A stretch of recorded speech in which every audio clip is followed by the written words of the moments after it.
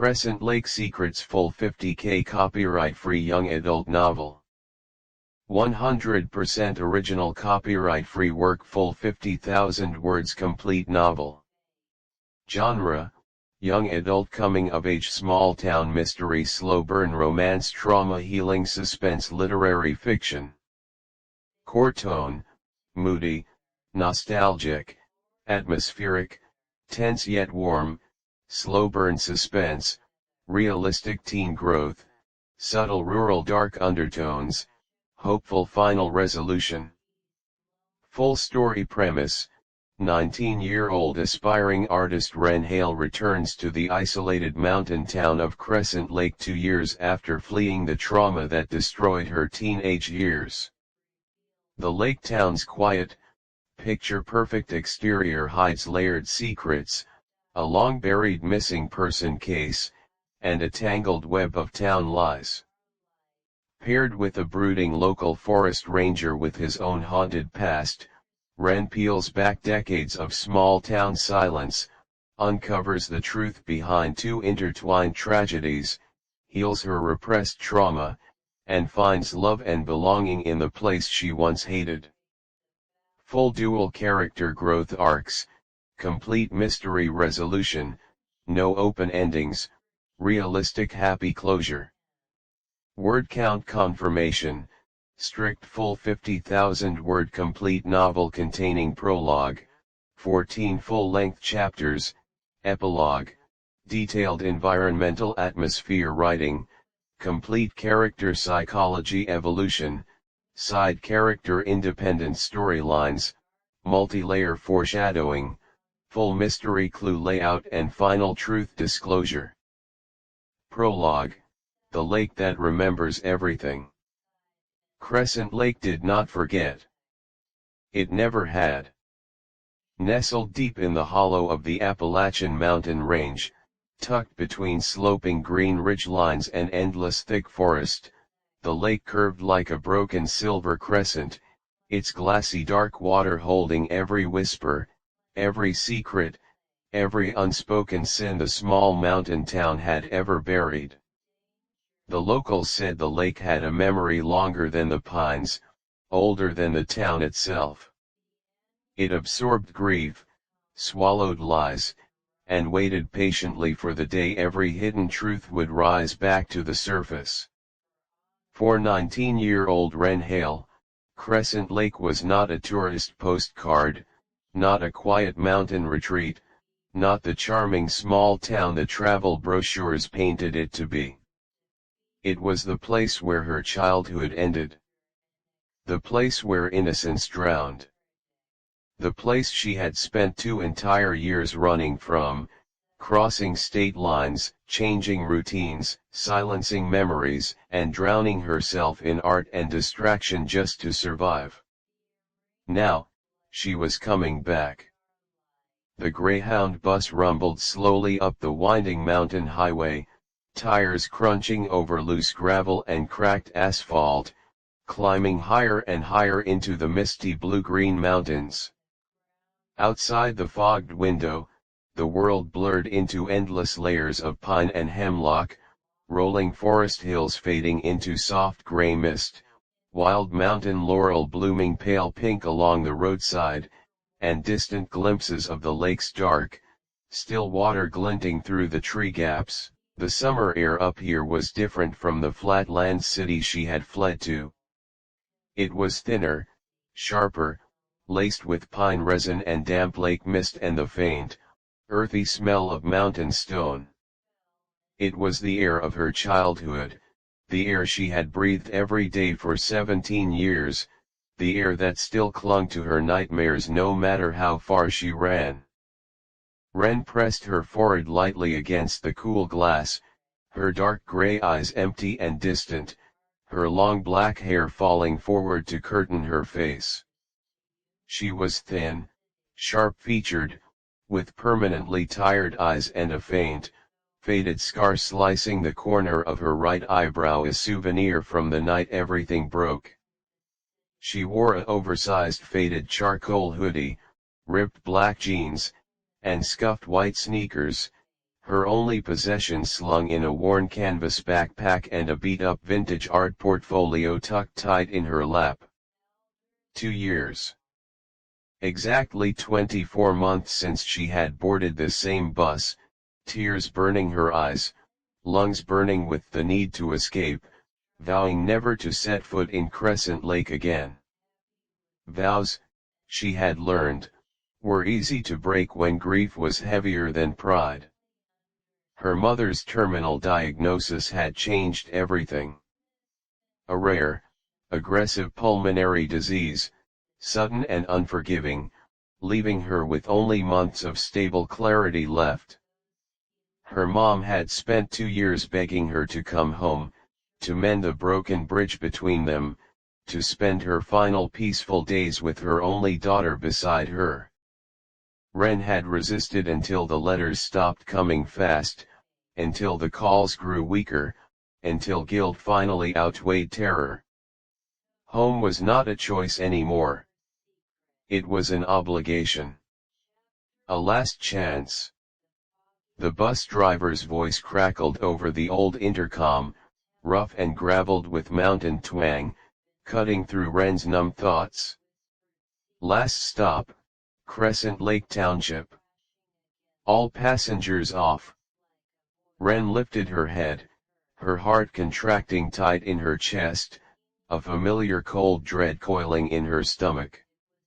She slung her backpack over one shoulder, gripped her art portfolio tight, and stood on shaking legs, stepping slowly down the bus steps onto the cracked concrete station platform. The second her sneakers touched the ground, the world slowed to the thick, lazy, suffocating pace of Crescent Lake. The town existed outside of regular time.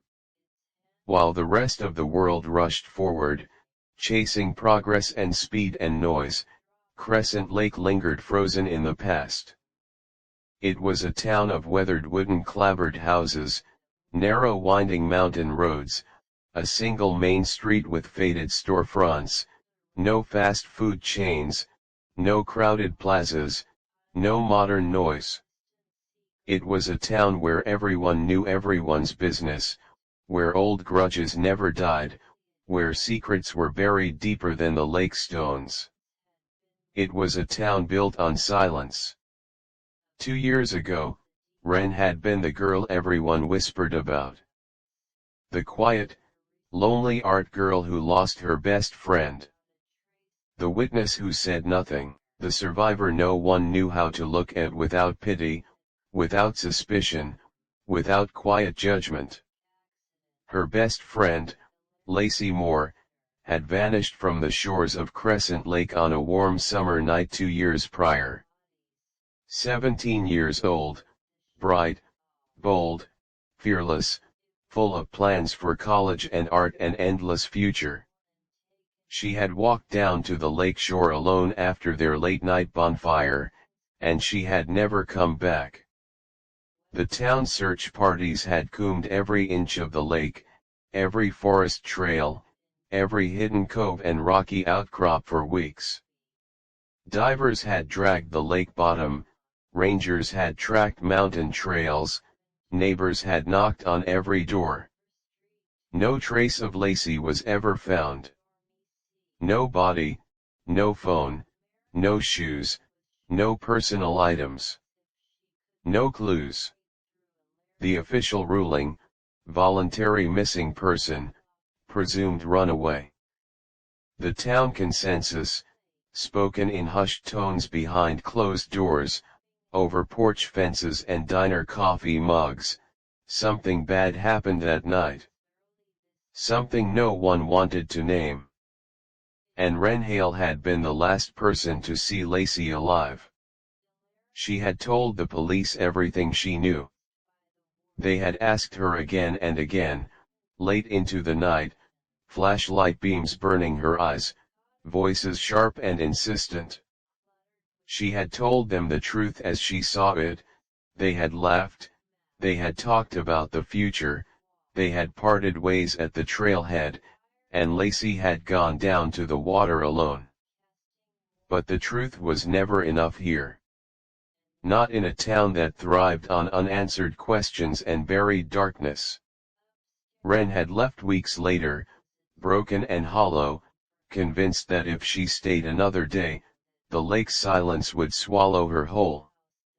She had run to the city, enrolled in an art program, buried herself in paint and canvas and late-night studio sessions, and tried to erase the summer that killed her youth.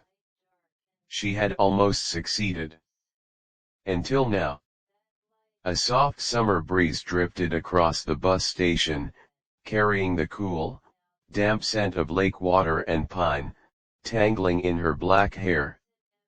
Wren lifted her gaze, staring past the empty station, past the line of parked pickup trucks, toward the distant curve of the lake, glinting silver beneath the hazy mountain sun.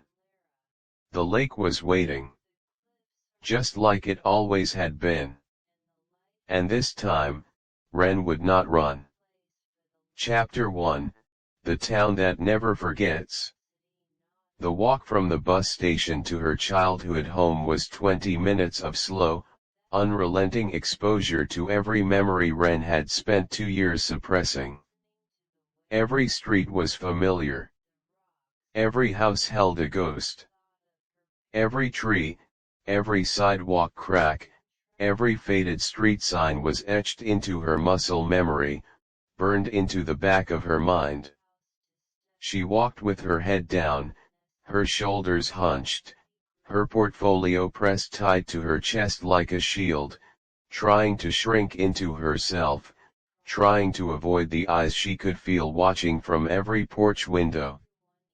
Crescent Lake did not welcome strangers, but it welcomed runaways even less. The town was small enough that every resident knew exactly who she was the second she stepped off the bus. Word traveled faster than mountain wind here. By the time she turned onto her residential street, every curtain in every neighboring house was twitching, every porch conversation had paused, every quiet stare locked onto her returning figure. She passed the old wooden community park where she and Lacey had grown up swinging side by side, competing to touch the highest tree branch, carving their initials into the weathered picnic tables. The initials were still there, faint but unasked, 2 sets of letters tangled together after years of rain and sun. Her throat tightened. She looked away. She passed the tiny downtown diner where they had eaten milkshakes after school every Friday, where Lacey had always ordered strawberry, where Wren always ordered chocolate, where the waitress still remembered their orders by heart.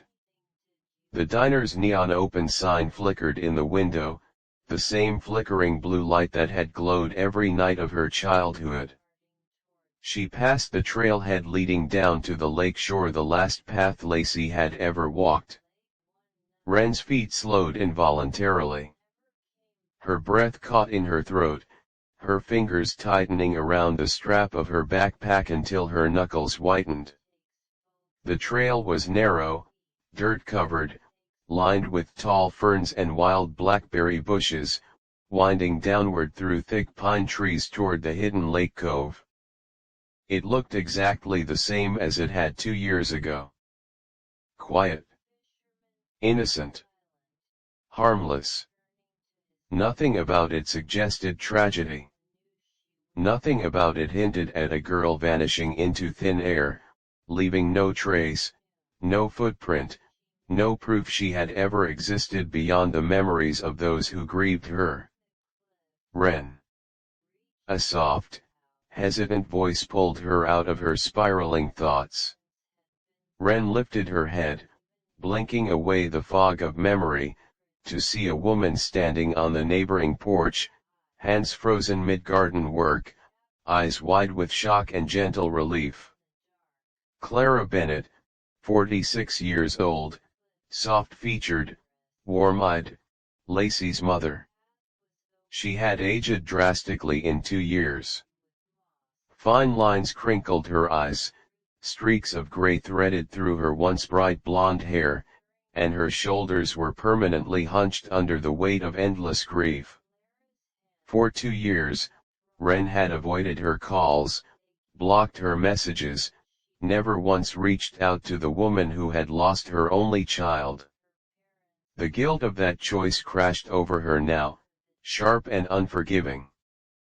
"Miss Bennet," Wren whispered, her voice hoarse from disuse. Clara stepped slowly down her porch steps, crossing the green grass toward the sidewalk, her movements careful, tentative, like she was afraid Wren would vanish if she moved too fast. When she reached Wren, she hesitated for half a second before pulling her into a gentle, trembling hug.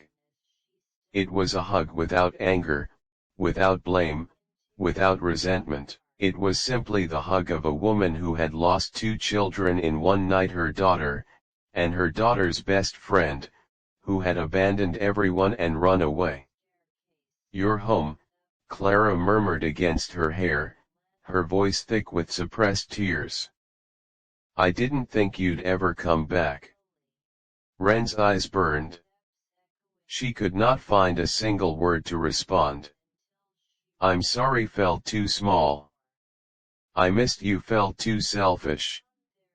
"I've been haunted by your daughter every single night" felt too heavy to speak aloud.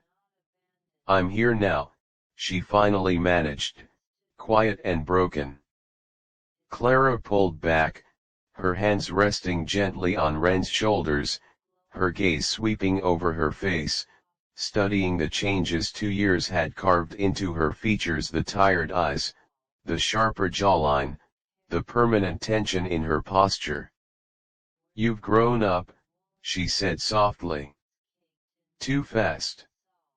Before Wren could reply, a low, quiet voice cut through the soft summer air. "Clara, you should head back inside. The pollen's bad today." Wren's head snapped toward the sound. Leaning against the wooden fence bordering the Bennet property was a man she had not seen in 2 full years. Jude Carter. 21 years old, tall, broad-shouldered, with sun-darkened skin, thick dark brown hair cut short and neat, and sharp, storm-gray eyes that held more weariness than any person his age should carry. Jude had been the town's golden boy once. Star athlete, top of his class, forest ranger trainee straight out of high school, kind, steady, reliable.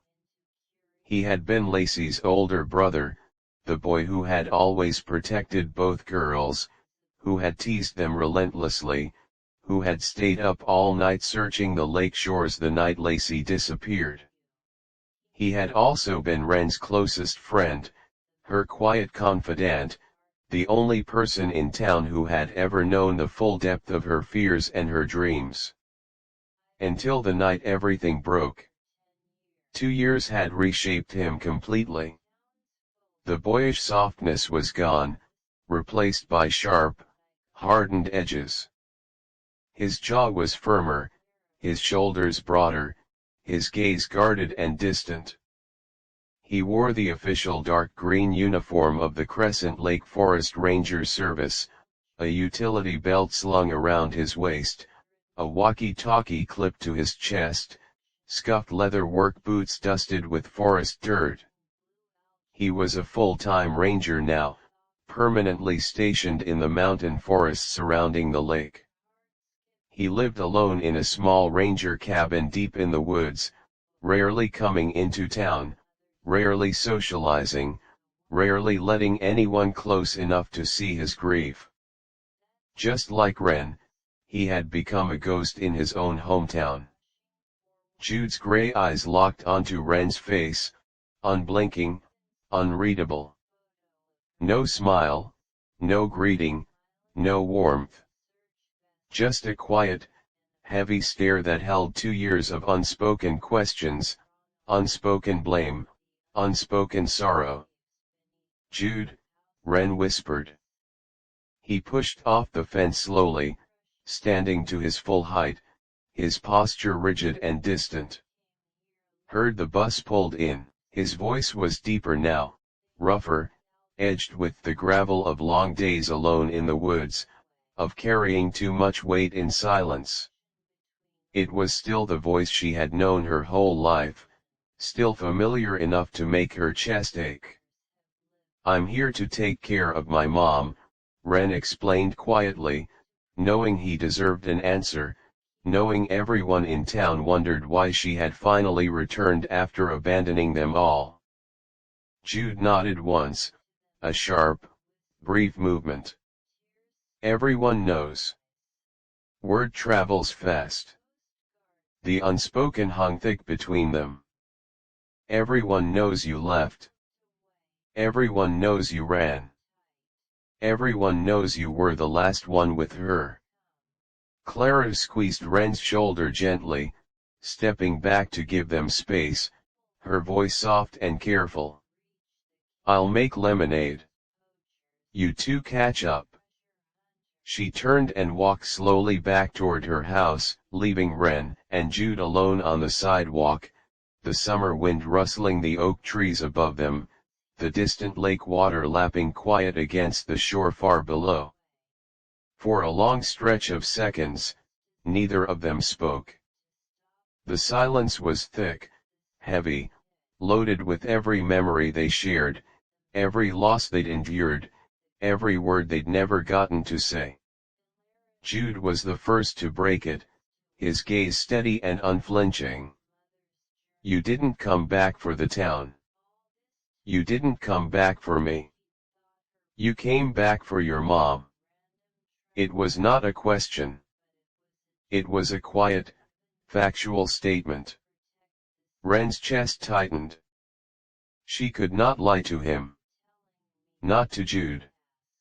"Yeah. I did. Figured," he said flatly. "You left like you couldn't stand the air here. Thought you'd never breathe it again." The quiet accusation stung. Wren deserved every bit of it. She had abandoned him when he needed her most.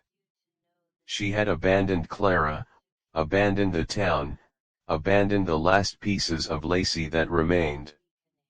"I was scared," she admitted, her voice small and raw. "I was so scared I was going crazy. Everywhere I looked, I saw her. Every sound reminded me of that night. I couldn't stay." Jude's expression softened for the briefest second, a flicker of old understanding crossing his face before he masked it again, shutting down his emotions the way he always had since the tragedy. "Scared's fair," he said quietly. "We were all scared. You just ran from it. I stayed and buried it." The difference between them, plain and simple. Wren fled her trauma. Jude drowned himself in duty and silence. Wren stared at him, her throat tight. "I'm sorry, Jude. For everything. For leaving. For not calling. For disappearing." He looked away, his gaze drifting toward the distant Lake Treeline, his jaw tightening. "Sorry doesn't fix anything. Doesn't bring her back." He was right. Apologies were useless in the face of irreversible loss. Before Wren could respond, he shifted his gaze back to her, his tone sharp and serious, no longer soft or sorrowful. "You're back now. And you need to know one thing.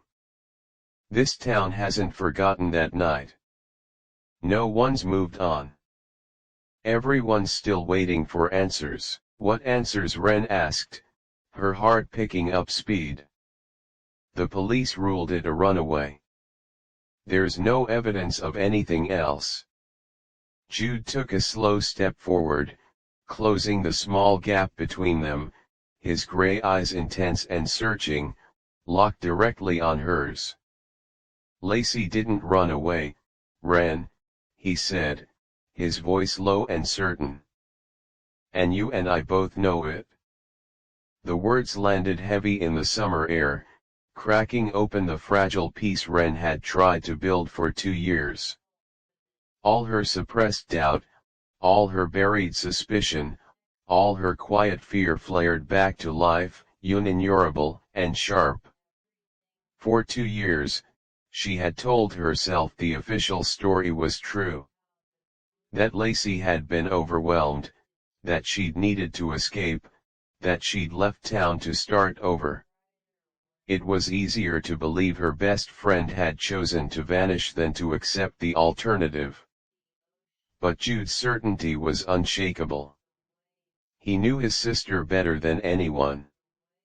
"What do you think happened?" Wren whispered, terrified of the answer.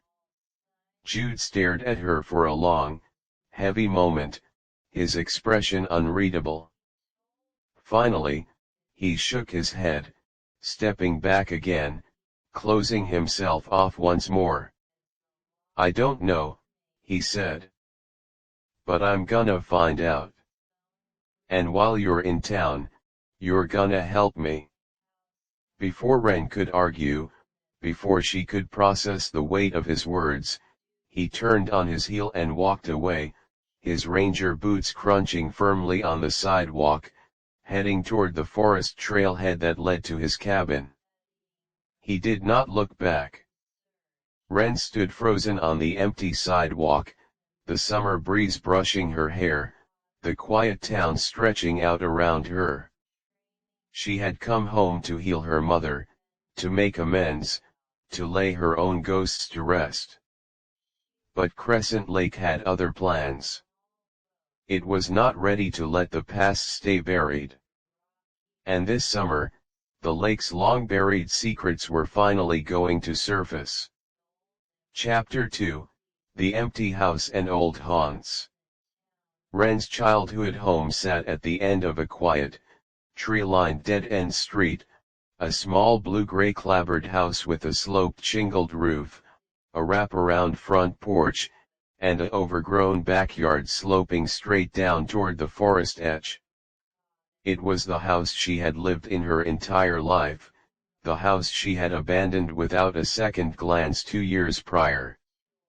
Aunt Marnie, her mother's older sister, had kept it maintained in their absence, mowed the lawn, patched the peeling porch paint, aired out the rooms monthly, kept the dust from settling too thick.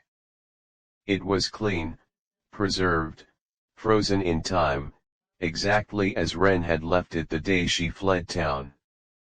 Wren pushed open the front door slowly, the familiar wooden frame creaking softly, a sound that instantly transported her back to every childhood morning, every late-night study session, every quiet night spent laughing and talking with Lacey on the living room couch. The air inside was cool and still, scented with lavender cleaner and old wood and the faint, familiar vanilla candle her mom had burned every night for years. Sunlight streamed through the tall front windows, cutting golden slants through floating dust motes, illuminating the quiet emptiness of the home. Her mother, Elora Hale, was sitting on the living room couch, a soft knit blanket draped over her shoulders, a book resting open in her lap. She looked thinner than Wren remembered, her cheeks gaunt, her once lively brown eyes tired and faded, her breathing slow and shallow. The disease had already stolen so much of her vitality, leaving her quiet and fragile, a shadow of the vibrant, warm woman Wren had grown up with. But when she saw Wren walk through the door, a faint, genuine smile tugged at her lips, lighting up her face from within. "You're really home," Elora whispered, setting her book aside, pushing herself slowly upright. Wren's chest ached. She dropped her backpack and portfolio by the door, rushing forward to kneel beside the couch, taking her mother's thin, cold hand in hers. "I'm home, Mom. I'm not leaving again. Elora squeezed her hand gently, tears glistening in her eyes. I've missed you so much, baby. Every single day. I know, Ren said, her voice thick.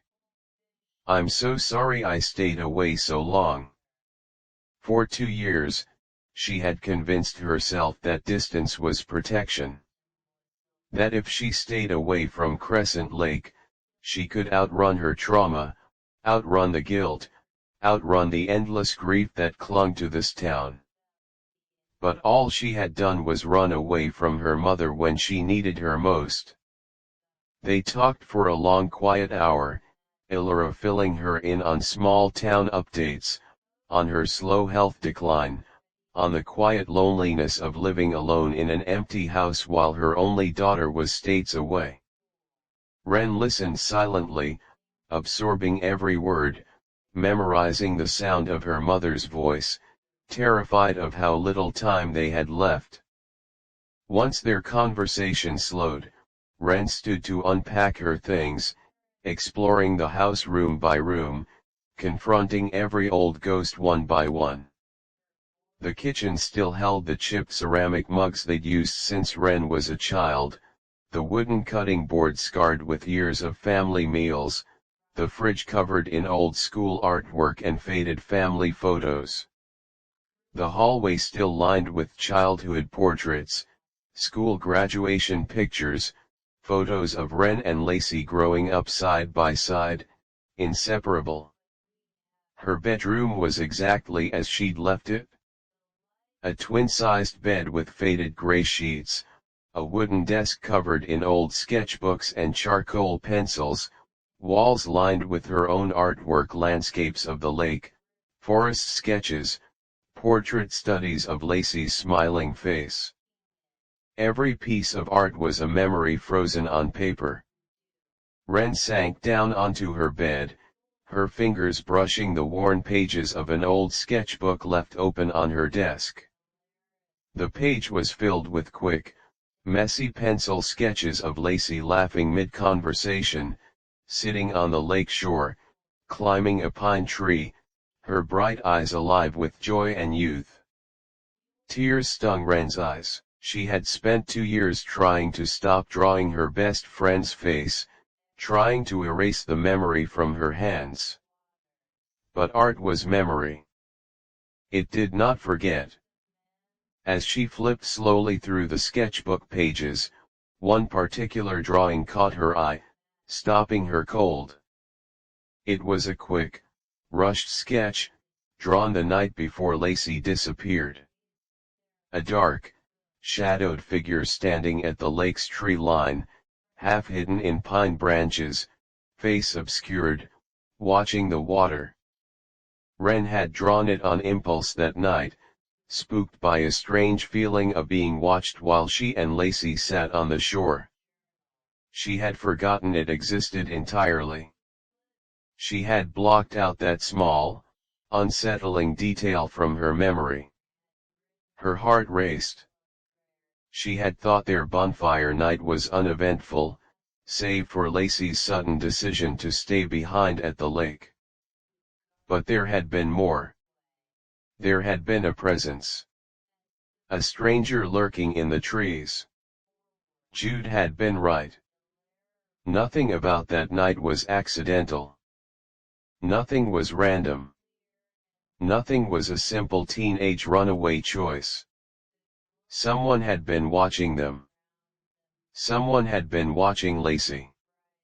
Ren closed the sketchbook slowly, her hands trembling, tucking it safely into her desk drawer. She needed to hold onto this.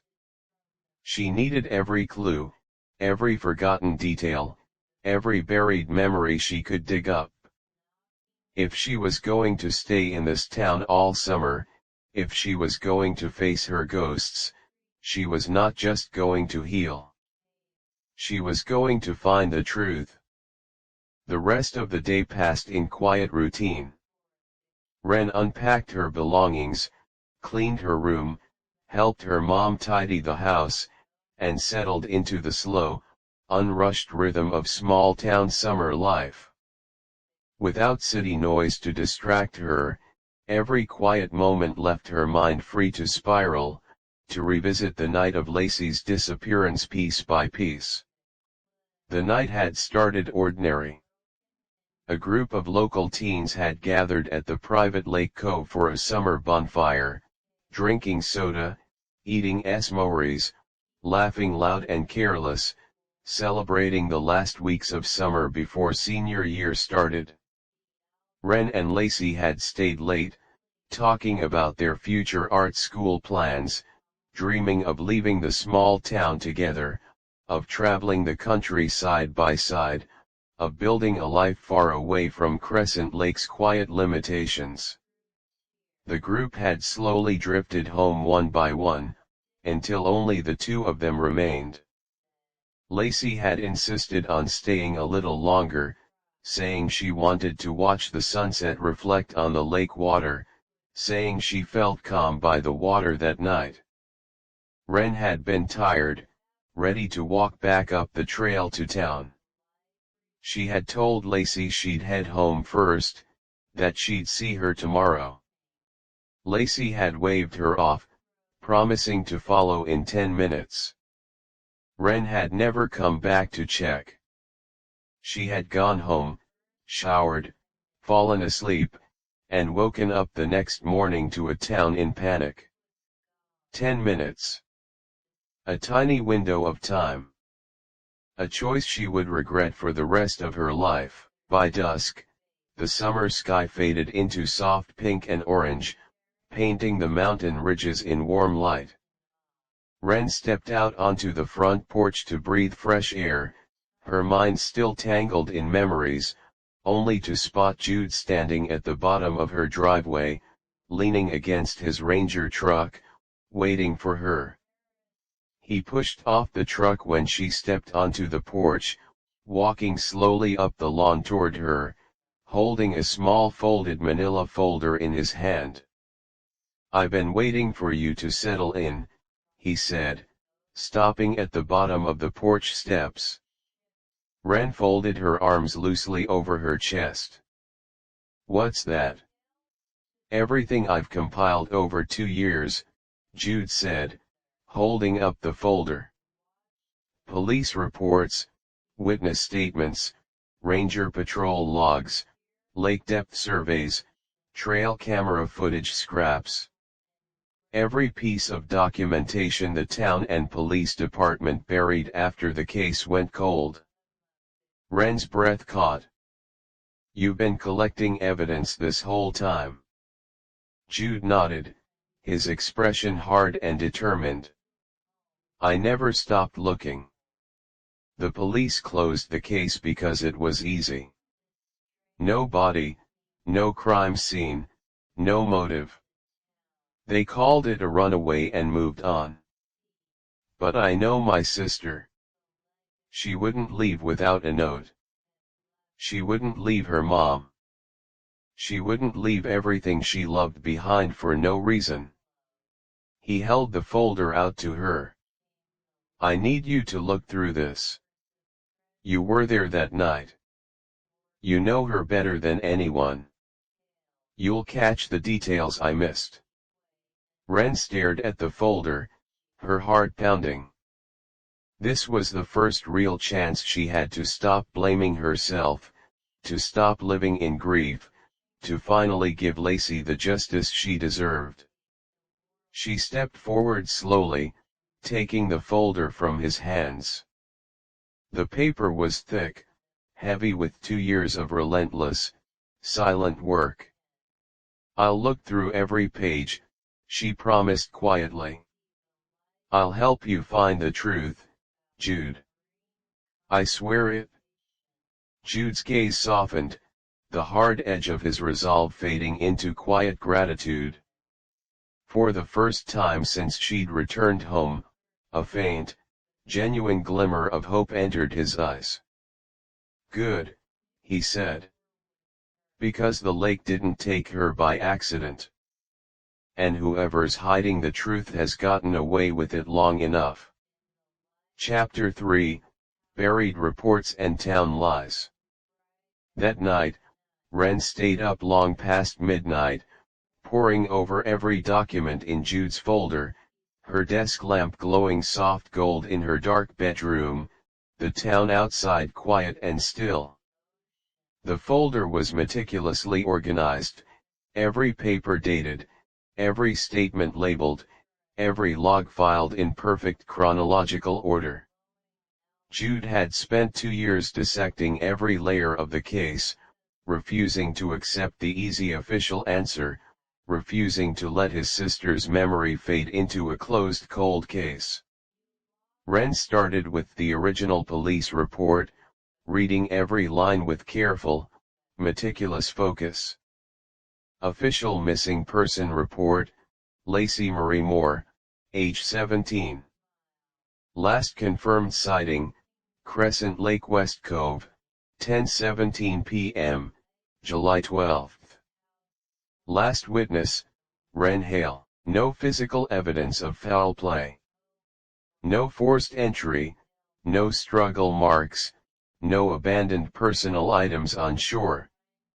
Cell phone last pinged at Lake Cove Tower at 10:21 p.m., no further activity.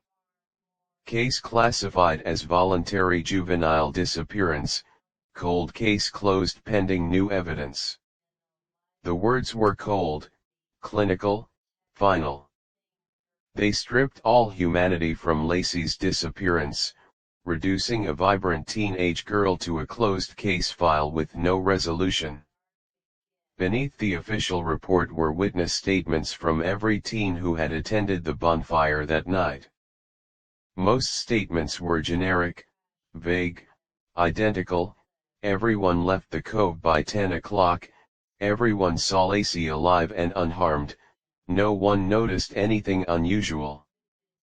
But one statement stood out, handwritten and slightly shaky, from a local boy named Milo Carter, a quiet kid who had kept to himself at the bonfire.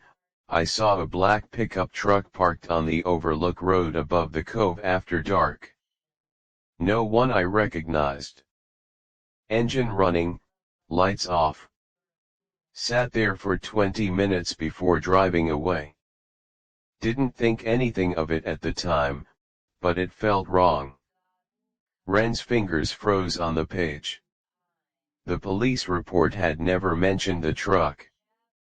The official summary had omitted the witness statement entirely, brushing it off as irrelevant, unconfirmed, unimportant. But it was important. It was the first concrete clue that a stranger had been present at the lake the night Lacey vanished. Wren flipped further through the folder, her heart racing faster with every new discovery. Jude had found dozens of inconsistencies the police had ignored. The lake's official depth survey, taken 1 week after Lacey's disappearance, recorded abnormal water displacement in the hidden rocky cove at the lake's northern edge, an area the search teams had never fully combed, written off as inaccessible and shallow.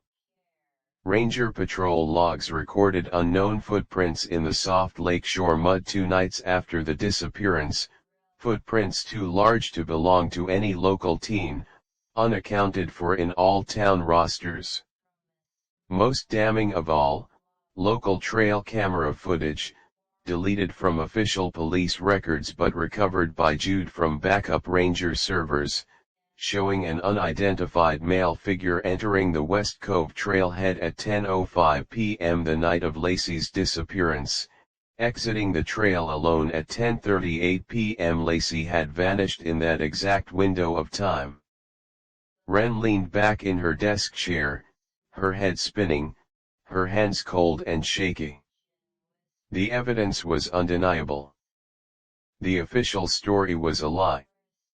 The town and police department had buried tangible clues, erased witness statements, ignored suspicious activity, and closed the case deliberately. The question was why.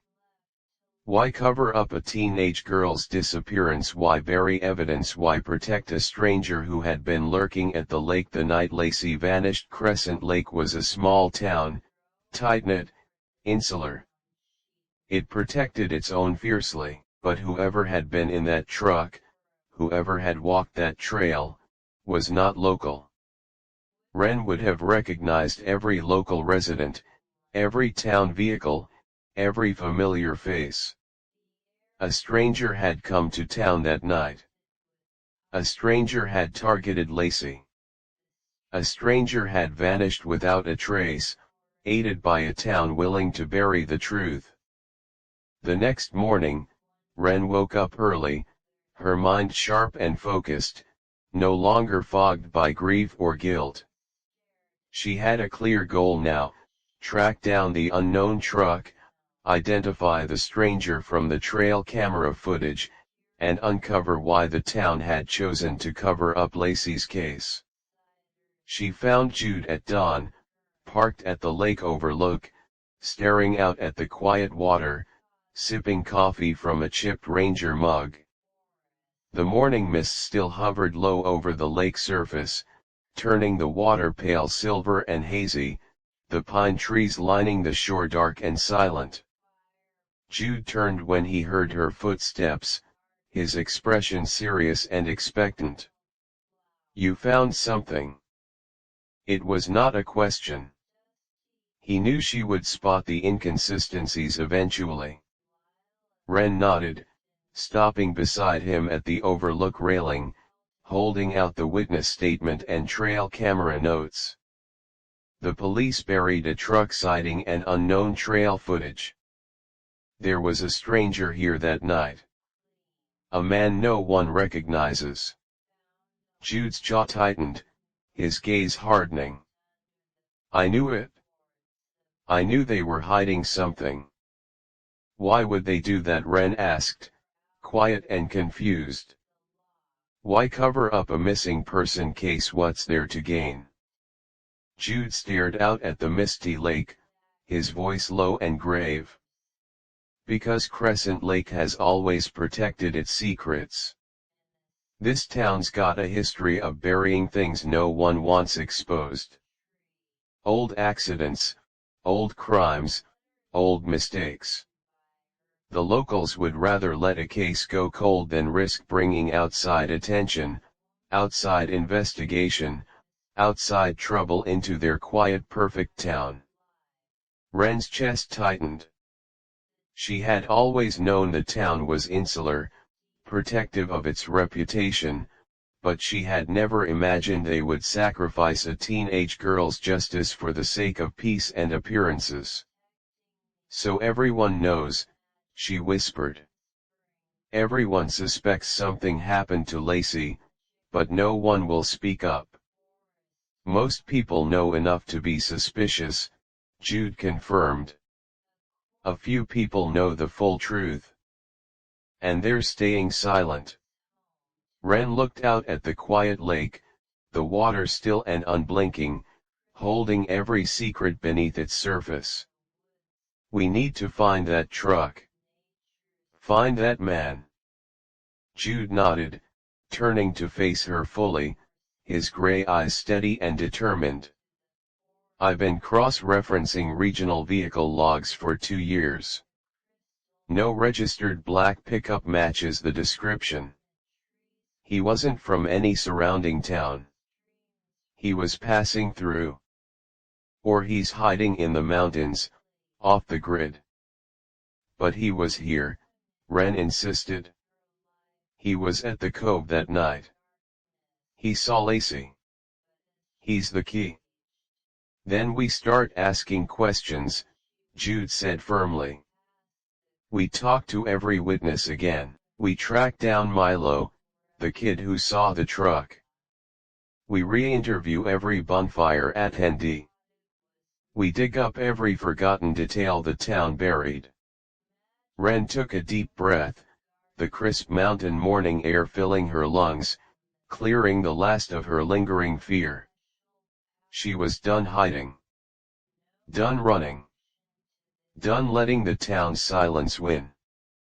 "Let's start now," she said. Jude's lips tugged upward in the faintest, most relieved smile she had seen in 2 years. Finally. Someone who's ready to stop looking away. Chapter 4, Witnesses and Silent Suspicions. Milo Carter lived on the far edge of town, in a small weathered cottage tucked against the forest line, isolated from the main neighborhood. He had always been the town's quiet outcast, a shy, socially anxious boy who kept to himself, avoided crowds, and rarely spoke in school or public settings. Wren and Jude found him mid-morning, sitting on his front porch, sketching quietly in a worn notebook, his shoulders hunched inward, his gaze focused entirely on his paper. He was 19 now, same as them, thin and quiet, with messy brown hair and perpetually nervous eyes. He tensed the second they stepped onto his lawn, his pencil freezing mid-stroke, his head lifting in surprise and wariness. "Hey, Milo," Jude said gently, keeping his voice soft and unthreatening, knowing the boy's aversion to conflict and attention. "Can we talk to you for a minute?" Milo hesitated, glancing between Jude's serious expression and Wren's cautious gaze, before nodding slowly, closing his sketchbook and setting it aside. "Yeah. Sure." They sat down on the wooden porch steps beside him, the summer wind rustling the surrounding pine trees, the yard quiet and still. Wren spoke first, her voice calm and sincere. "We found your witness statement from Lacey's case. The one about the black pickup truck on the overlook." Milo's face paled slightly, his fingers twisting nervously in his lap. He had never spoken publicly about what he saw that night. The police had brushed his statement off as unreliable, a nervous kid's overactive imagination, and the town had never asked him to elaborate. "I thought no one cared about that," he mumbled quietly. "The cop said it didn't matter. Said it was just a passing truck." "It matters to us," Wren said firmly. "What did you see exactly, Milo? Every detail you remember. No matter how small." Milo stared out at the forest tree line for a long moment, gathering his memories, before speaking slowly and carefully. "I left the bonfire early," he said. "I don't like crowds. I walked up the overlook trail to get home faster. It was dark, but the moon was bright. I saw the truck parked off the side of the road, hidden behind the cedar trees. Lights completely off, engine idling quiet. I didn't see anyone get out, but I could feel someone watching the cove." "How long was it there?" Jude pressed. 20 minutes, like I wrote," Milo confirmed. "I stood there for a second watching, because it was weird. No one parks up there after dark. It's just forest and cliff edge. No reason to stop. Then I got scared and walked home fast. I didn't think anything bad would happen. I just thought it was a hunter or something." His voice cracked slightly on the last sentence, guilt creeping into his tone. "I should have said something more. I should have told someone how wrong it felt." Wren shook her head gently. "You did the right thing by reporting it. No one listened to you. That's not your fault." Milo lifted his gaze, his eyes earnest and upset. "I always knew she didn't run away. Lacey was the nicest person in town. She talked to me when no one else did. She wouldn't leave without telling anyone. I've been waiting 2 years for someone to ask me again." He paused, swallowing hard before adding one final, critical detail. The truck had a dent on the passenger side door. Big, jagged dent, like it hit a tree or a guardrail. I saw it clear in the moonlight. Ren and Jude exchanged a sharp, hopeful glance. A dent. A unique, identifiable mark. It was the first specific physical clue they had about the stranger's vehicle. "You're sure?" Jude asked, urgent and quiet. "No mistake." Milo nodded firmly. "I'm sure." It was dark, but that dent was impossible to miss. It stuck out bad. This changed everything. They now had a distinct vehicle description to cross-reference, a unique marker to search regional records for. They thanked Milo gently, promising to keep his name out of any public investigation, and left his porch with renewed purpose. The pieces were slowly starting to fit together, the fog of uncertainty lifting little by little. As they walked back toward Jude's Ranger truck, Ren's phone buzzed in her pocket. It was a text from an unknown local number, short and cryptic: "Stop digging into the lake. Some truths are better left buried." Ren's blood ran cold. Someone in town was watching them. Someone knew they were investigating Lacey's case. Someone was warning them to stop. Jude saw her face pale, noticing her frozen posture. "What is it?" Ren held out her phone, letting him read the message. His expression darkened instantly, his jaw tightening with sharp anger. "They're scared," he said firmly. "We're getting close. That's proof right there. We're onto something they don't want uncovered." The threat was quiet, anonymous, subtle, but it was confirmation. There was a secret. There was a cover-up. And someone in Crescent Lake was desperate to keep it hidden. Ren deleted the message, her resolve hardening into unshakable certainty. "We're not stopping. Not now. Not ever." Jude nodded, starting his truck engine, the vehicle rumbling to life beneath them. "Then we keep going. And we watch our backs. Because whoever's hiding this truth isn't just silent. They're dangerous." Chapter 5, Lake Shadows and Hidden Dangers. By mid-afternoon, Jude and Ren were back at the Lake West Cove, retracing every step of the night Lacey disappeared, searching the shoreline for any forgotten clue, any overlooked detail, any trace of evidence the original search teams had missed. The cove was secluded, surrounded by thick pine forest on three sides, the lake water calm and dark along the rocky shore. It was a quiet, peaceful spot, popular with local teens for bonfires and late-night gatherings, isolated enough to feel private, remote enough to hide secrets. They walked slowly along the water's edge, eyes scanning the shoreline, turning over smooth lake stones, checking beneath overgrown ferns and fallen tree branches, searching for any sign of disturbance, any leftover trace from 2 years prior. The original search only covered the main shore, Jude explained, kicking gently at a patch of overgrown grass. They never checked the hidden rocky inlet on the northern side. They said it was too shallow, too small to hold anything. But the water depth shifts fast after dark. Rain runoff changes the basin every summer.